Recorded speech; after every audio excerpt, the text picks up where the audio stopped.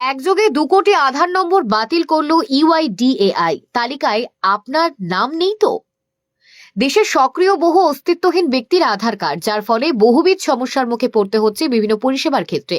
এই সমস্যা থেকে নিস্তার পেতে এবার বড়সড় পদক্ষেপ করল ইউআইডিএআই।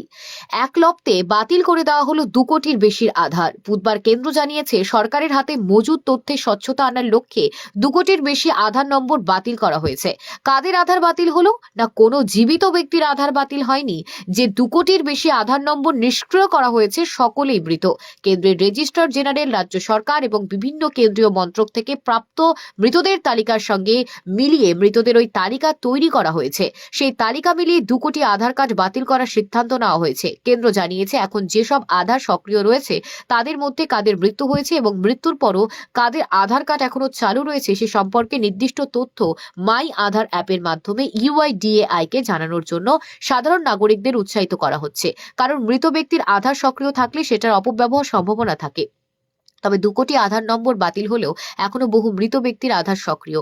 এক সর্বভারতীয় সংবাদ মাধ্যম করা আইটিআই এর জবাবে ইউআইডিএআই জানিয়েছে, 2011 সালের পর থেকে গত 11 বছর মাত্র 1.15 কোটি আধার নিষ্ক্রিয় করা হয়েছে। এবার কেন্দ্র জানালো, বাতিল আধারের সংখ্যাটা 2 কোটির কাছাকাছি।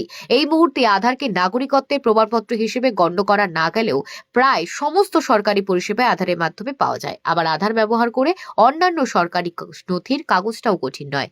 ফলে মৃত ব্যক্তিদের আধারে অপব্যবহার হচ্ছে কিনা সেটা নিয়ে উদ্বেগ বাড়ছে।